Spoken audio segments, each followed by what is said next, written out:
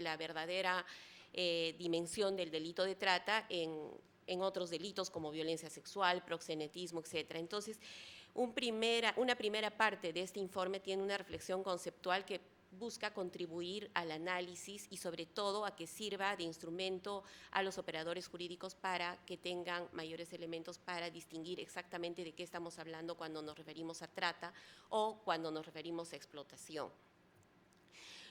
Otra parte de este informe, además de tener un marco, de recoger el marco normativo nacional e internacional, también intenta hacer un balance de cuánto el Estado peruano ha cumplido en materia de política pública sobre trata de personas.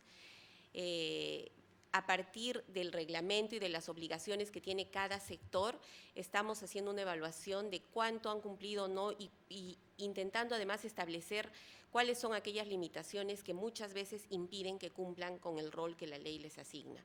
Y finalmente hemos hecho un análisis de cuál es la respuesta del sistema penal frente a los casos de trata cuando estos son judicializados.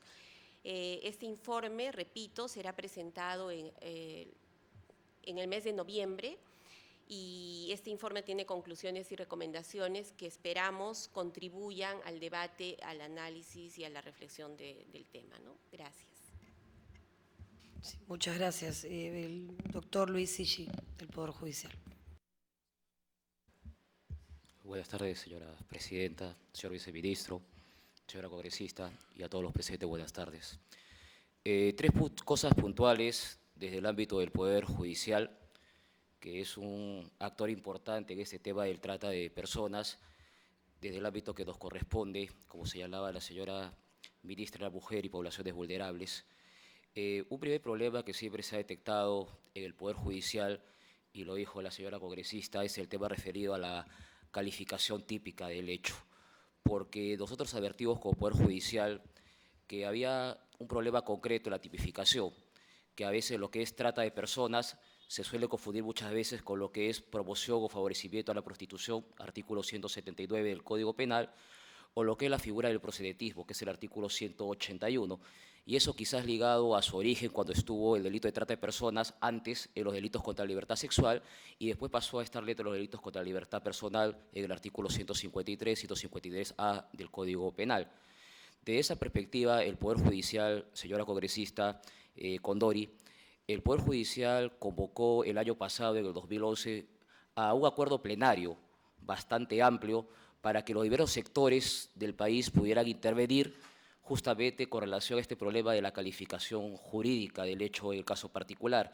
Y eso va justamente a explicar por qué a veces los datos no coinciden, porque usted tiene muchas denuncias a nivel policial por trata de personas y después en el transcurso del camino llega al Poder Judicial como proxenetismo o trata de personas, o proxenetismo, perdón, o favorecimiento a la prostitución, en el caso particular.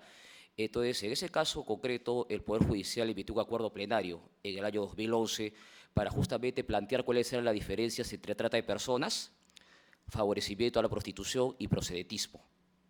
Si bien ese acuerdo plenario es un primer esbozo, un esfuerzo de la Corte Suprema, lo que aquí sí yo quisiera llamar la atención es que el portal del Poder Judicial, que es de dominio público, hizo una convocatoria bastante amplia y curiosamente hubieron pocos participantes, entre estos CHS Alternativo, quienes inclusive tuvieron la movilidad de poder proporcionar datos estadísticos sobre el tema.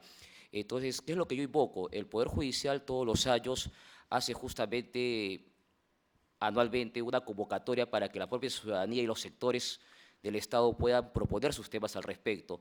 Entonces, usted tiene ahora, por ejemplo, un acuerdo plenario para este año 2012, donde justamente hay la posibilidad de poder ingresar temas relacionados a trata de personas, que ya fue un tema que se abordó el año pasado.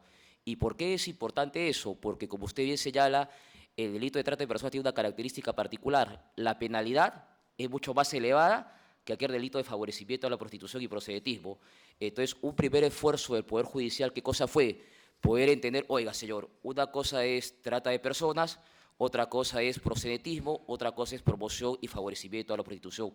Un primer esfuerzo. Pero un segundo esfuerzo que usted también bien señaló, y aquí lo quiero resaltar, es que es el entendimiento de lo que significa trata de personas, y lo que aquí la gente no quiere entender a cabalidad es que el delito de trata de personas forma parte de lo que se denomina una criminalidad organizada, y es por eso que forma parte de un protocolo de la Convención de Palermo del año 2000, Convención de Naciones Unidas contra la Delincuencia Organizada Transnacional. ¿Y por qué es importante eso? Porque, como bien señalaban aquí algunos caballeros, cuando se dio la ley 28.950 del año 2006, el Código Penal introdujo una circunstancia agravante, que es organización criminal.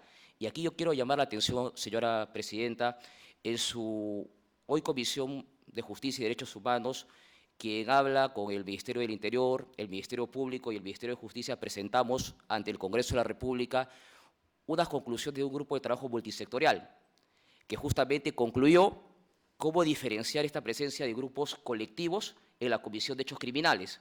Porque una cosa es criminalidad organizada, otra cosa es banda, otra cosa es asociación ilícita y otra cosa es concierto criminal. Y el tema de trata de personas está ligado a lo que es una criminalidad organizada. Por eso forma de un protocolo de la Convención de Palermo y está ligado muchas veces a delitos como lavado de activos y tráfico ilícito de drogas. Entonces, eso es un tema importante porque entiendo yo, y el viceministro no me dejará mentir, de que el Ejecutivo viene dando un esfuerzo para promulgar una ley contra el crimen organizado. Y eso es importante porque es un buen espacio para poder regular de manera precisa el tema ligado a la trata de personas. Es un tema que quiero llamar la atención. Y ello va a ser importante porque además, porque entendiendo la clara tipificación de los hechos y este tema de la delincuencia colectiva, eso me va a permitir que tengamos registros entre los actores públicos que sean uniformes. Eso va a ser importante porque nosotros tenemos recomendaciones de Naciones Unidas que debemos tener un registro sobre trata de personas, y para que esos datos estadísticos coincidan, tenemos que partir por indicadores que corresponden a cada sector, porque a nivel policial usted puede tener una serie de denuncias por trata de personas, pero el Ministerio Público se va diluyendo porque es calificado de diferente manera. Entonces, el tema de los registros también pasa por un entendimiento de la calificación típica legal del hecho delictivo. Y un tema bastante importante también, y también quiero llamar la atención como tercer punto del ámbito del Poder Judicial, es de que mucho se discute no solamente en el tema de trata de personas, sino también de seguridad ciudadana, crimen organizado, un tema que es bastante puntual, que dice, oiga, el Poder Judicial no aplica la pena correctamente. El Poder Judicial lo suelta a los 2 días, 3 días, no aplica medidas cautelares o coercitivas reales. Pero yo quiero acá resaltar que el problema, como en una comisión de orden interno hace unos 3 días, una congresista, y acá también se ha dicho, el problema no son las leyes están, las sanciones están, son drásticas. Inclusive no me podrán dejar de mentir que el delito de trata de personas hay circunstancias agravantes que llevan desde 25 años para arriba, de 15 hasta 25. El problema es, oiga, ¿por qué no se aplica correctamente la ley en el caso particular? ¿Por qué no hay la sanción en el caso concreto? Y yo quiero aquí, con todo respeto, señora presidenta, llamar su atención aquí, y esto es un requerimiento del Poder Judicial, y lo hemos reiterado en innumerables ocasiones, lo hicimos cuando fuimos al Congreso con el anterior presidente, el doctor Alberto Bengolea. En su Comisión de Justicia y Derechos Humanos hay un proyecto de ley que es bastante importante. Es un proyecto de ley que lo propusimos de las aulas académicas